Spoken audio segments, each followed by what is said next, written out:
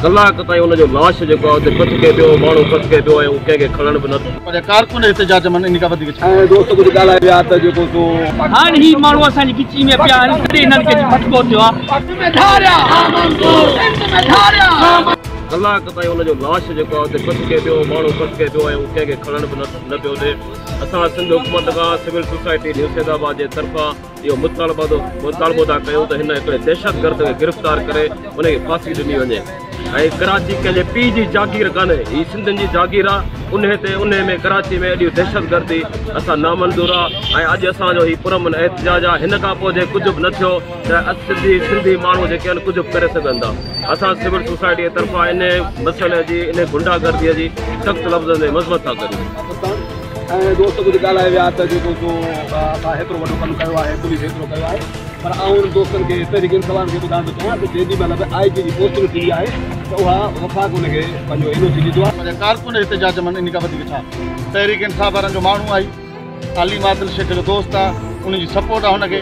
असीं हुनखे तहरीक इंसाफ़ वारनि खे गुज़ारिश कंदाऊं त महिरबानी करे सिंधी माण्हू खे ईअं बेयारो मददगार न सम्झनि। ऐं असीं जेके बि पीपुल्स पार्टी जा दोस्त मुराद शाह खे बि अपील था कयूं, असीं हुनजा कारकुन हैसियत सां दिलफोर रहीम शाह खे गिरफ़्तार करे हिनखे फांसी ॾिनी। सिंधी जा रहंदा हुआ, हाणे ही माण्हू असांजी गिची में पिया आहिनि, तॾहिं हिननि खे फटको थियो आहे। चऊं बिलावल साहिब खे असांजी अपील आहे त पंहिंजे CM जूं वागूं थोरियूं टाइट करे ऐं हिननि खे सिधो रखे ऐं हिनखे सिंध में सुभाणे बि हिननि खे हुकूमत सिंध में करणी आहे। पीपल्स पार्टी हाणे अची तव्हांजी सिंध में महदूद थी आहे। अगरि हिन कतल ते तव्हां ख़ामोश रहियो त यादि रखिजो त तारीख़ तव्हांजे हिन ज़ुल्म खे, तव्हांजे हिन अमल खे कॾहिं बि माफ़ न कंदी। कहिड़े निगाह सां ॾिसो तव्हां ॾिठो हूंदो त हलीम आदिल शेख आहे हिन वॻे जे मसइले ते ॻाल्हाए चुको आहे, बयानु पंहिंजो जारी करे। उन ॾींहुं बि असांजी तरफ़ कई हुई।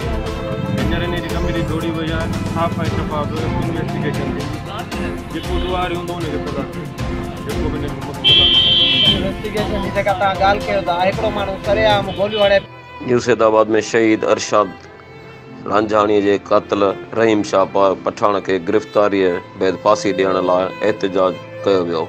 न्यू सैदाबाद में शहीद अरशाद लांझाणीअ खे सरेआम क़त्ल करण ख़िलाफ़ ऐं क़ातिल रहीम शाह पठाण खे गिरफ़्तारी बैदि फांसीअ जी सज़ा ॾियण लाइ सिविल सोसाइटी न्यू सैदाबाद पारां शहीद बेनज़ीर भुट्टो चौक खां एहतजाजी रैली अब्दुल वाहिद उमरानी, वक़ार अहमद लाखो जी क़यादत में कढी वई, जंहिंमें STP अॻवान मल्हा रशीदी, PP अॻवान सलीम हिंगोरो, शमन सहतो, PP शहीद भुट्टो जो जाम शहज़ाद समूह, PTI जे Ali Akbar Chhachhar, youth action committee new Saidabad जे सिकंदर समूह, शहज़ाद समूह, नवाब यासिर लाखो, गुलाम अली उमरानी, जिस्कम जो गुलाम नबी काका पिणु कारकुननि सां गॾु शामिल थी विया।